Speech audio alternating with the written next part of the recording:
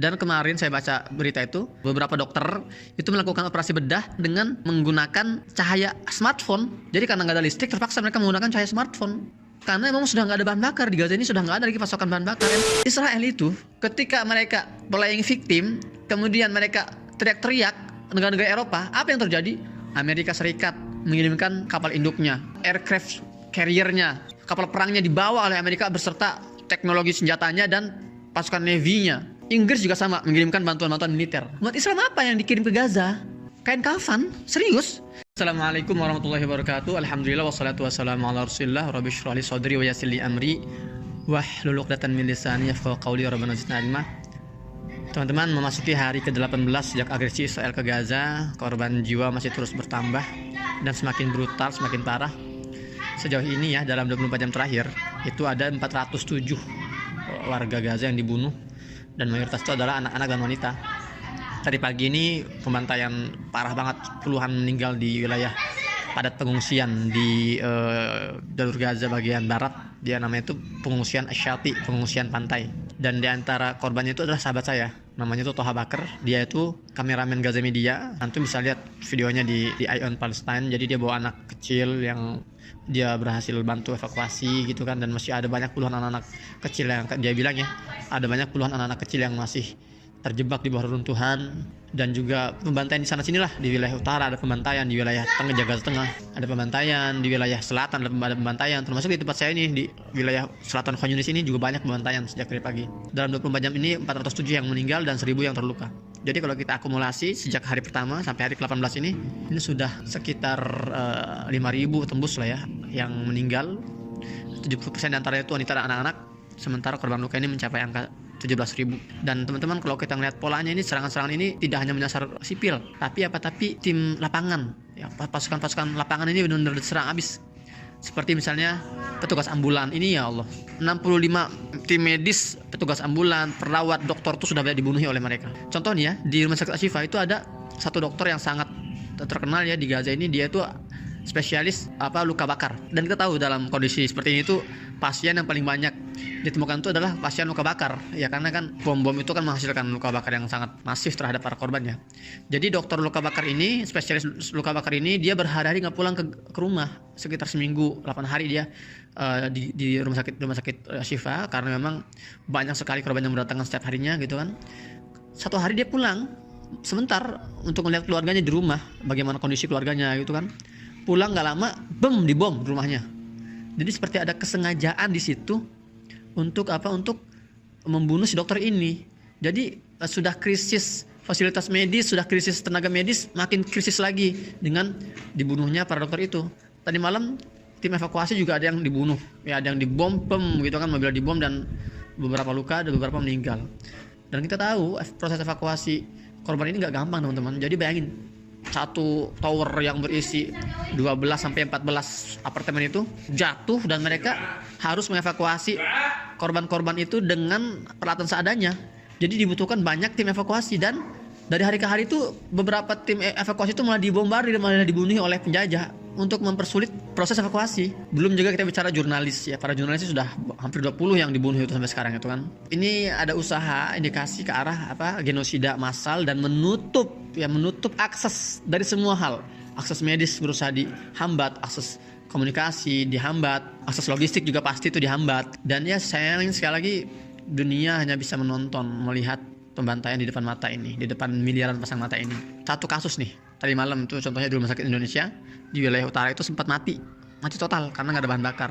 Dan kemarin saya baca berita itu, beberapa dokter itu melakukan operasi bedah dengan menggunakan cahaya smartphone. Jadi karena nggak ada listrik, terpaksa mereka menggunakan cahaya smartphone. Karena memang sudah nggak ada bahan bakar di Gaza ini, sudah nggak ada lagi pasokan bahan bakar. Intinya kalau punya mobil di Gaza ini nggak bisa gerak ya, karena mobil bensin itu sudah habis. Tinggal ada beberapa solar, itu pun sangat langka solar di Gaza ini. Jadi bayangkan coba, rumah sakit mana di dunia ini yang membedah pasiennya dengan bermodalkan flash smartphone. Bukan cuma itu doang, banyak puluhan korban luka di Gaza ini. Bayangkan, korban luka anak-anak dan wanita itu dioperasi bedah tanpa menggunakan anestesi, tanpa menggunakan obat bius. Ya Allah, itu gimana coba bayangkan, harus digores lukanya, harus dipotong bagian kulitnya, bagian dagingnya tanpa dibius. Kenapa? Karena emang sudah kekurangan obat bius. Dan kalau kemarin misalnya sempat euforia ada 20 truk masuk ke Gaza. Teman-teman, di Gaza ini kondisi harian sebelum ada agresi ya, tapi di blokade nih.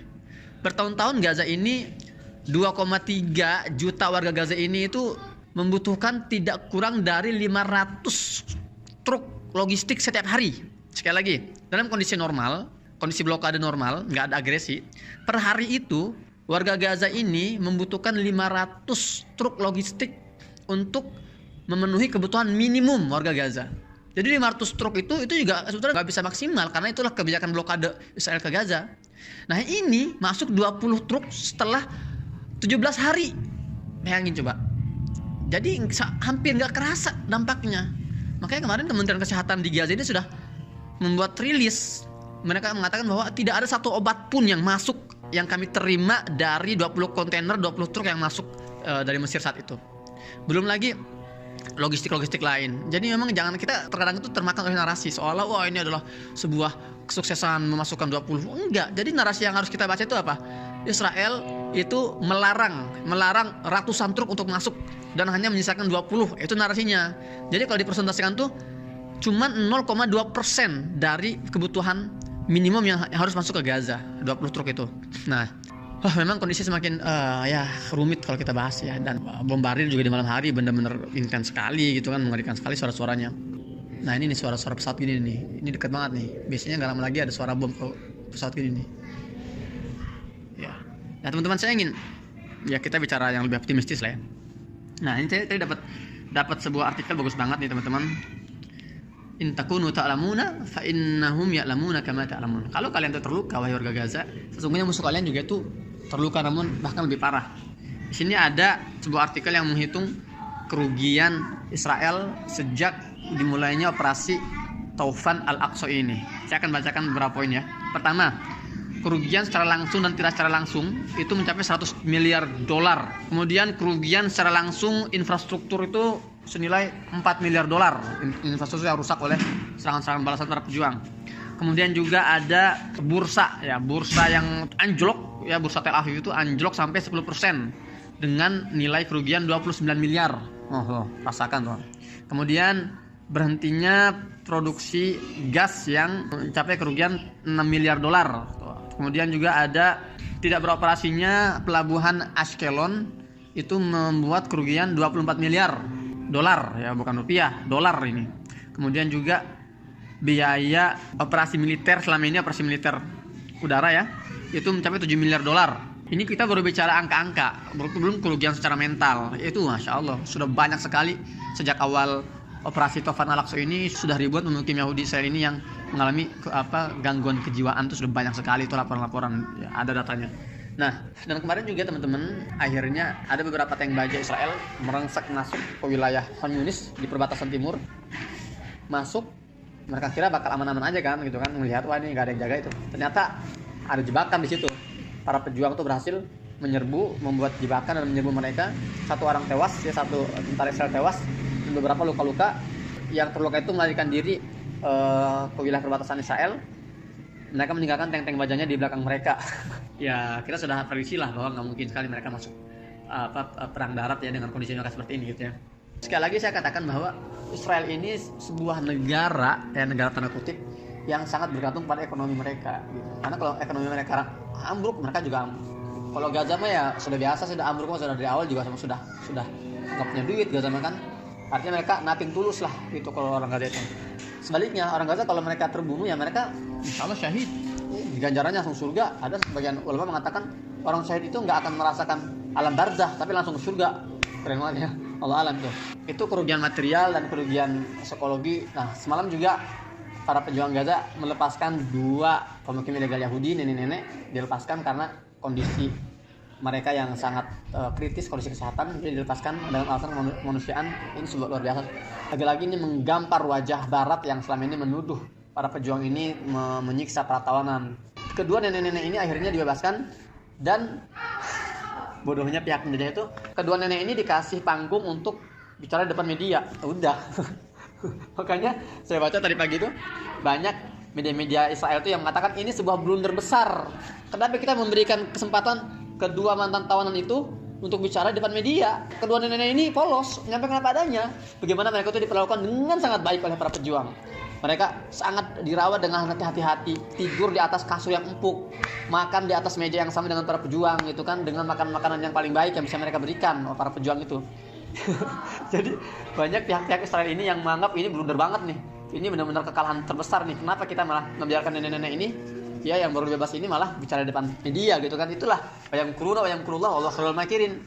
Mereka ini berusaha untuk berkonspirasi, mereka ini berusaha untuk merencanakan sesuatu yang jahat, tapi Allah ini sebaik-baik perencana gitu kan. Yuriduna an yutfi'u nurallahi wallahu mutimmu nurihi walau karihal kafirun. Mereka berusaha untuk memadamkan cahaya-cahaya Allah, tapi Allah menyempurnakan cahaya-cahayanya. Mereka berusaha menuduh orang-orang Gaza ini sebagai orang-orang yang barbar, orang-orang yang tidak berperi kemanusiaan gitu kan. Tapi mereka blunder dan memberikan panggung untuk membuka kedok sesungguhnya warga Gaza yang ternyata sangat manusiawi, sangat humanis, Masya Allah Ta'ala. Nah sekarang saya mau masuk ke pembahasan terakhir sebelum saya tutup konten singkat hari ini.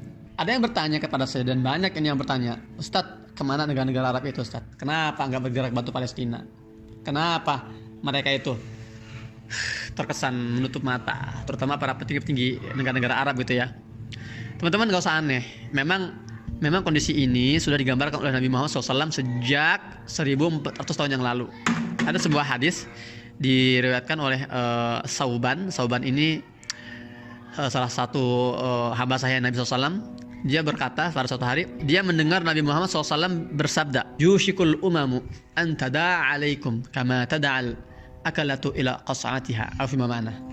Apa kata beliau, kata Nabi SAW, sudah dekat masa di mana umat-umat, artinya kaum kafir itu, musuh-musuh kalian itu akan saling saling memanggil, saling mengajak, saling neraktir gitu kan. Kama tada'atal akalatu ila qas'atiha, seperti hewan-hewan buas yang saling memanggil untuk menyantap buruannya, mangsanya. Kalian bisa ngebayangin gak sih sekelompok haina misalnya ya, hewan haina atau singa itu berbondong-bondong ya memangsa buruannya yang sudah mati dan lagi dihabisi gitu ya. Seperti itulah kondisinya kata Nabi. Sudah dekat masa itu. Umat muslim ini posisinya sebagai mangsa, sebagai buruan, sementara musuh-musuh Islam itu sedang menjadi predatornya gitu ya. Nah, kata para sahabat, salah seorang sahabat mengatakan, qala qailun hal min qillatin nahnu yawma idzin. Ya Rasulullah, kami jadi mangsa. Bagaimana mungkin umat Islam jadi mangsa kami? Apakah saat itu umat Islam sedikit? Kok bisa jadi mangsa? Gitu. Nah, kata Nabi apa? La bal antum yawma idzin katsir. Oh enggak, sebaliknya. Saat itu kalian umat Islam itu banyak sekali. Kalau sekarang ini istilahnya miliaran lah ya. Dan memang jumlah umat Islam kan lebih dari 2 miliar hari ini kan. Banyak sekali kan. Tapi kok bisa jadi mangsa itu gimana gitu loh. Normalnya itu kan mangsa itu sendiri, terus predator itu yang banyak gitu kan. Nah ini kok kebalik, mangsanya banyak tapi pemangsanya cuma sedikit. Nah kata Nabi apa? Walakinnakum ghusa ka ghusa isil. Tapi saat itu jumlah kamu yang banyak itu nggak berbuat apa-apa. Itu seperti buih-buih di tepi pantai. Ombak ya, ombak yang bergulung di tepi pantai itu ada buih-buihnya tuh. Buih-buih itu nggak ngapain. Kalian kalau berdiri nih di pantai terus terkena buih-buih itu, sakit nggak? Enggak, karena itulah buih tergulung-gulung itu kan bersama sampah dari lautan. Itu buih-buih itu. Ya memang tidak ada dampaknya sama sekali. Artinya lemah selemah-lemahnya saat itu umat Islam itu. Walakinnakum ghusa ka ghusa isil. Dan kata Nabi apa? Wala yanza'anallahu min suduri aduwikum almahabata minkum. Dan hari itu Allah mencabut rasa wibawa, hibah, itu haibah, rasa hormat, rasa respect kalian dari jiwa-jiwa musuh kalian. Hari itu umat Islam nggak ada wibawanya. Hari ini maksudnya. Kita lihat umat Islam sekarang apa? Nggak bisa ngapa-ngapain. Teman-teman bayangin coba. Israel itu ketika mereka playing victim, kemudian mereka teriak-teriak negara-negara Eropa, apa yang terjadi? Amerika Serikat mengirimkan tentaranya, kapal induknya, aircraft carrier-nya, kapal perangnya dibawa oleh Amerika beserta teknologi senjatanya dan pasukan Navy-nya. Inggris juga sama, mengirimkan bantuan-bantuan militer. Umat Islam apa yang dikirim ke Gaza? Kain kafan, serius.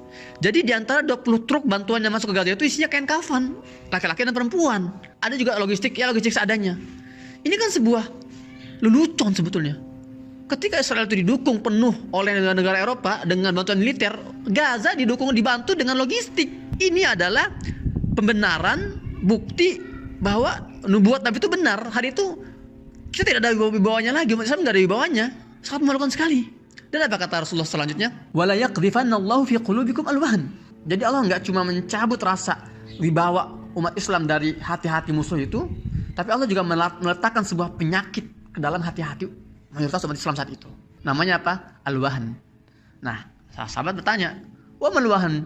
Ya Rasulullah, apa itu wahan?" Apa jawabannya? Hubbud dunya wa karahiyatul maut. Bukan cinta dunia dan takut mati, beda. Hubbud dunya, cinta dunia dan benci kematian. Beda antara takut mati dengan benci kematian. Kalau takut mati itu semua orang pasti ada rasa takut mati lah. Saya pun terkadang takut. Wah, ini ada bombardir, gemetar juga saya. Wajar, manusiawi. Tapi kalau sudah benci kematian, itu sudah levelnya level orang-orang kafir sana. Menurut beberapa mufassir, ya, beberapa ulama ketika mentafsirkan hadis ini, mereka mengatakan maksud dari hubbud dunia, cinta dunia ini artinya pelit. Jadi dua sifat utama orang Yahudi. Itu pertama hubbud dunia, cinta dunia artinya pelit, nggak mau berbagi gitu kan sesamanya. Kedua karahiyatul maut itu artinya itu nggak mau berperang. Jadi pelit dalam berbagi, takut dalam menuju ke medan perang. Itu maksud dari dua itu. Wahan, hubbud dunya wa karahiyatul maut. Nah, jadi teman-teman, ini bisa jadi barometer untuk kita nih. Kira-kira kita hari ini ada gak penyakit itu dalam tubuh kita? Kita baca aja, ya Allah, saya kira-kira kok sulit banget saya kirim infak untuk Palestina. Kayaknya berat gitu loh. Mendingan dibeliin kuota lah, atau mendingan dibeliin HP lah, atau gimana. Hati-hati itu. Jangan-jangan itu sudah masuk dalam hubbud dunya itu. Karahiyatul maut, benci kematian, maksudnya apa? Nggak mau berjuang. Jangankan berjuang di medan pertempuran, berjuang di media sosial pun nggak mau. Itu sudah karahiyatul maut, itu masuknya jatuhnya itu. Dan ini jawaban untuk pertanyaan-pertanyaan yang sama. Ada yang mengatakan, kemana negara Arab itu? Kenapa mereka yang punya minyak, yang punya uang berlimpah miliaran rupiah, nggak berani mengeluarkan duitnya untuk Palestina?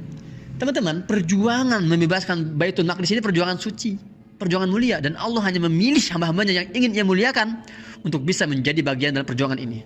Sebaliknya, kalau orang itu merasa berat membantu Palestina secara materi, secara moral, secara jiwa raga, artinya memang Allah tidak memilih orang itu. Allah sedang merendahkan nilai orang itu.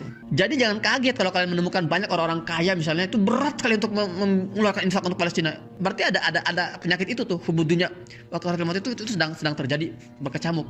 Di sisi lain teman-teman, saya pernah ngisi di berbagai pelosok Indonesia, di desa-desa saya ngisi di wilayah Padang Panjang itu. Saya masuk ke desa-desa, melewati sawah, melewati perkebunan. Di masjid kecil saya mengisi tentang Palestina. Itu orang-orang kampung itu pernah nangis. Ada ibu-ibu datang ke saya bersama anaknya. Ini kisah nyata ya. Apa dia bilang? Ustaz, sambil nangis dia bilang, Ustaz, saya cuma punya ini, Ustaz. Uang yang lecek itu nggak banyak, sekitar berapa? Mungkin 75.000 atau ya gitulah, kurang dari 100.000. Ustaz, saya nggak punya apa-apa, Ustaz, selain ini. Ini yang saya punya, Ustaz, titip untuk Palestina. Dalam hati saya, ya Allah, saya bilang, ini Allah memang sedang memilih orang ini ya, si ibu ini nih, untuk yang muliakan. Ya, jadi Allah entengkan tangannya untuk bisa membantu Palestina. Sebaliknya, kalau Allah ingin menghinakan seorang hamba hari ini, Allah beratkan tangannya untuk bisa mengeluarkan, ya, agar sulit mengeluarkan bantuan untuk Palestina. Sekali lagi, itu adalah cara untuk kita mengukur setinggi apa akidah kita di akhir zaman seperti ini. Dia dengan mengukur apakah kita ini masuk ke dalam kategori yang hubbud dunya atau kita hubbul akhirah. Apakah kita masuk orang yang karahiyatul maut atau apa? Atau yuhibbul maut. Apakah kita termasuk golongan orang yang cinta dunia atau cinta akhirat, atau kita yang benci kematian, atau kita yang berani untuk menghadapi kematian. Jadi kalian sekali lagi nggak usah pusing. Memang itu sudah sunatullah. Di akhir zaman ini akan banyak umat Islam, jumlahnya banyak sekali, tapi seperti buih-buih. Dan mayoritas dari mereka adalah orang-orang yang sudah terjangkit penyakit hubbud dunya wa karahiyatul maut.